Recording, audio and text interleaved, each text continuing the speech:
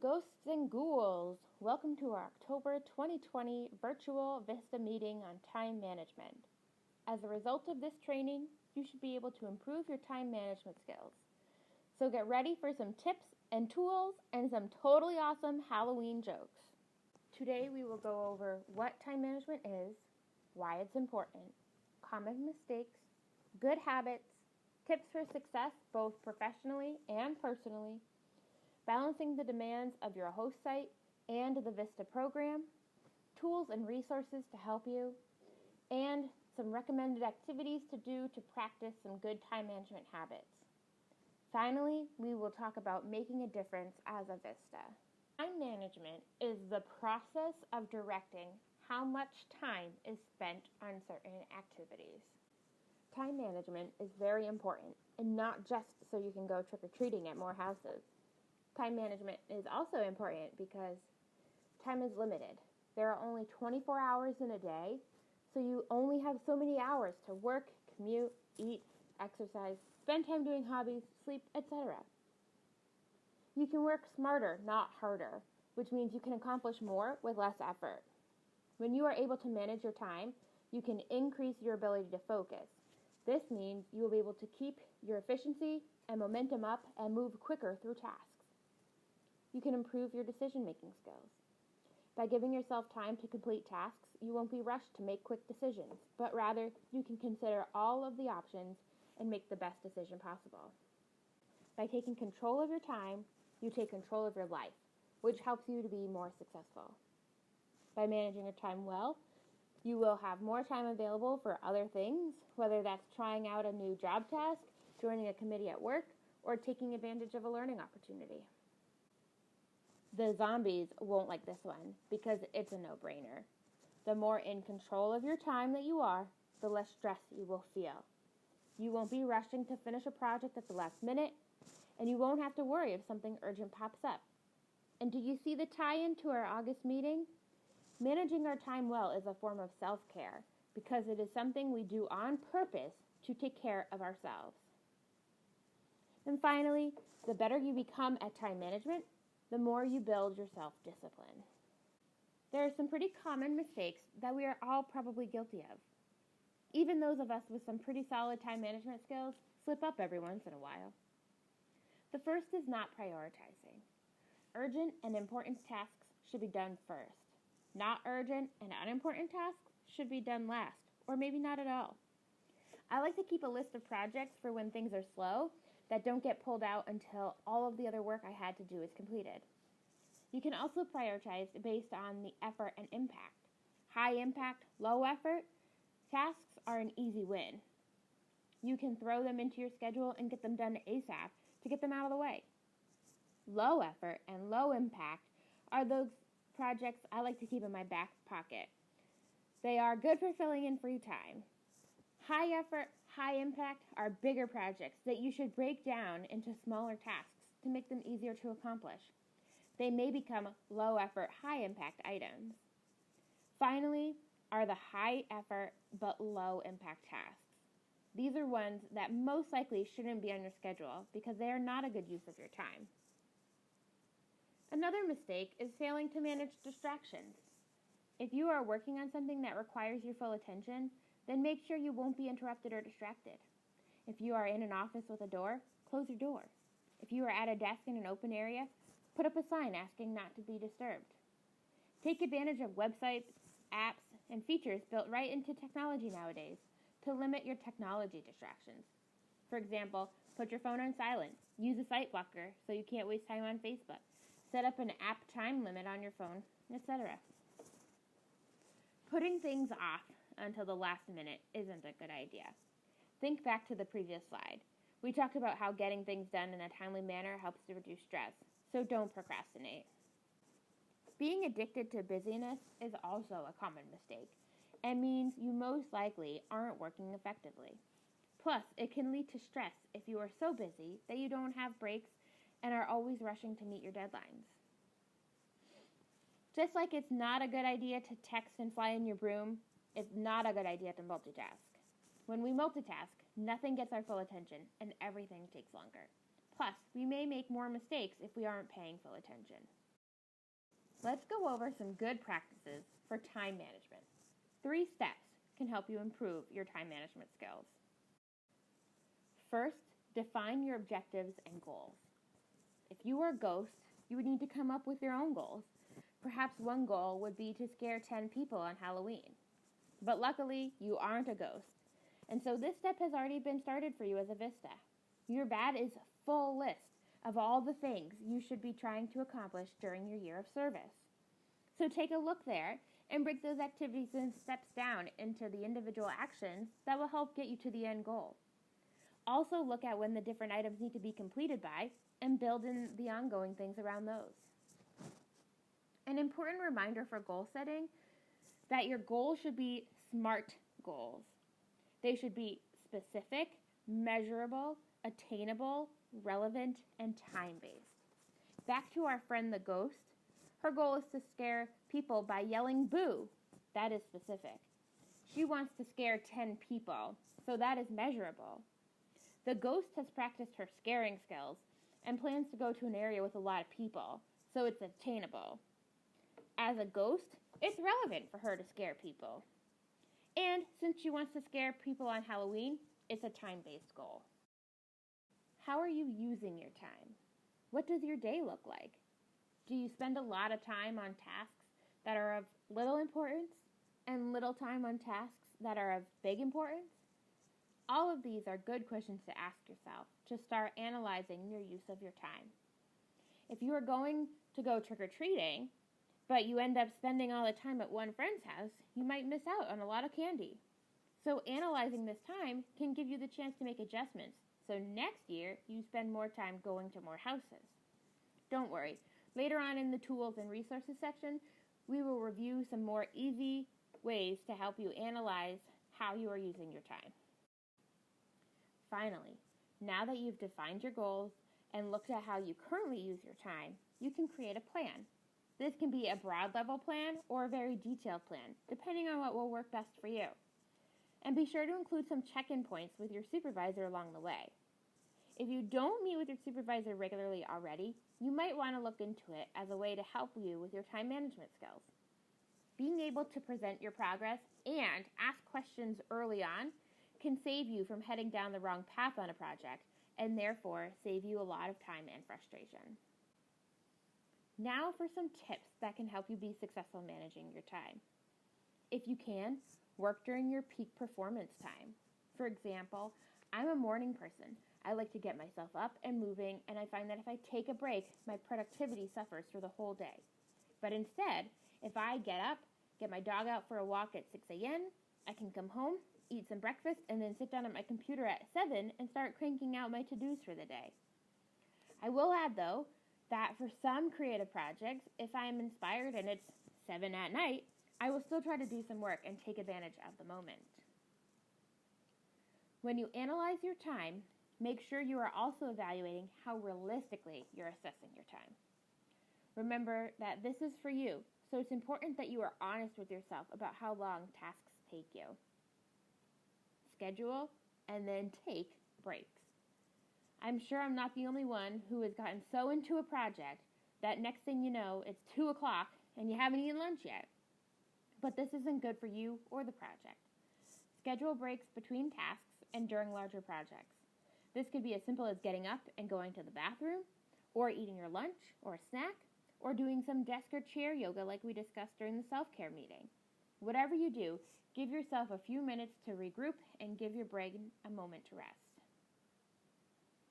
The only thing worse than a hayride that gets off course is a meeting that gets off course. Most meetings take much longer than they should because people get off track.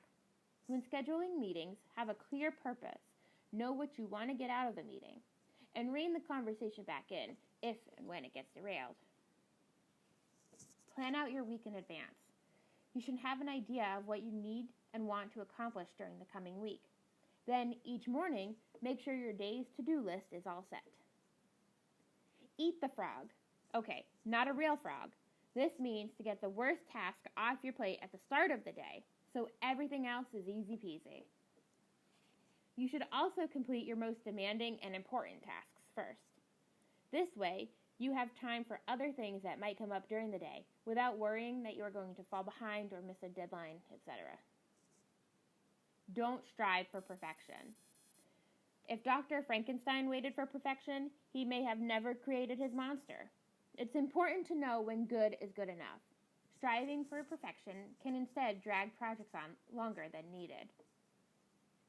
Use your wait time. Standing in line to order a coffee, waiting for an appointment, go through your inbox, read a book, or do something else to productively use that time. And remember back to earlier about distractions? You don't have to answer the phone just because it's ringing or answer an email as soon as it arrives in your inbox. Improving your time management skills isn't just for your professional life. Everything can be applied to your personal life as well. Some tips for personal time management are to prep and plan your meals. It's more efficient when you plan out your meals and prep in advance. Take a few hours on a weekend day, and then you just get cooking. Then, during the week, all you need to do is take out your food and possibly heat it up. Find short but effective workouts. You do not need to put in hours at the gym every day. Find a program that you like and that works for you. I like to start my day with a 20-minute walk with my dog, and then get in a 30 to 40-minute workout after the workday ends and before I make dinner. Some suggestions: get in a short walk. Even 10 minutes at a time is enough to get your blood pumping, perhaps during your lunch break even. Another recommendation I have is to check out YouTube. There are a lot of great options, and they're all free. Unplug. Spend some time without technology. Put your phone away, turn off your computer and tablet, and read a book or spend time outside or with friends or family. Quiet your mind. This again goes back to our self-care practices. Meditation has been proven to help reduce stress and can help improve your focus. Make sure you're getting enough sleep. You know how much sleep you need to be at your best, so make sure you're going to bed early enough to allow yourself to get enough sleep based on when you need to wake up. Set personal goals too. What do you want to accomplish this week, this month, this year? I like to set goals for a variety of projects, such as personal education, reading, training my dog, etc. And finally, keep a schedule for your personal time and make sure it includes truly free time. Know when you have things going on in your personal life and make sure you're keeping time booked that's just for you. Working on your time management skills can not only help with your day-to-day responsibilities, it can also help lessen the stress of your VISTA program responsibilities, such as completing the monthly report, the surveys, sending in your timesheet, etc., which are just as important as your day-to-day tasks. You always know when your deadlines are approaching. Using the time management skills we have discussed so far, you can make sure you're meeting all of the VISTA requirements. For example, you know that your monthly report is due every month by the 5th. Instead of waiting until the end and trying to remember everything from the previous month, if you instead take 5 to 10 minutes every day, every couple of days, once a week, whatever makes the most sense for you, track your data along the way, and you won't be feeling overwhelmed come the end of the month. You will be able to instead just go in, take a couple minutes, copy and paste everything into the form, submit it, and be done. There are a variety of tools and techniques to help with your time management skills, most of which are free or have some sort of free version. On the left, you'll see my to-do list for creating this presentation. I use an app called Todoist, and I use it for everything in my life. I have my work to-dos in there, I have chores and my grocery list in there, I even have the books I want to read in there. Todoist offers a free version with quite a bit of functionality. It also allows you to set daily and weekly goals for the number of things you want to accomplish. I especially like the app because I can use it everywhere I go. I have it downloaded on my phone, on my personal computer, and I can log into the webpage when I'm at work. No more forgetting paper lists in one place when I'm in another. Another thing you can do is to add your to-dos to a calendar. This is an example. You can see time is built in for checking emails, breaks between projects are set, and individual tasks are listed. And you can set reminders for these so you can stay on track. For project management, there is also something called a Gantt chart. That's the orange chart in the top left. I used Tom's Planner to create this free one. Google Drive also has a template in Sheets. These allow you to put in all of the tasks for a project, who is going to work on them, their status, and the dates they are going to be worked on or are due. These are great because they can also help show dependencies of tasks as well. For example, I needed to create the outline for this presentation before I could start putting together the slides. It's a great way to visualize projects from start to finish. You could put each activity in from your VAD in the orange boxes and then list the steps and sub-steps you come up with below. Then you can assign their due dates and help plan out your whole year. You'll also see the sticky notes on the bottom of the slide. Paper to-dos on stickies and lined paper, etc.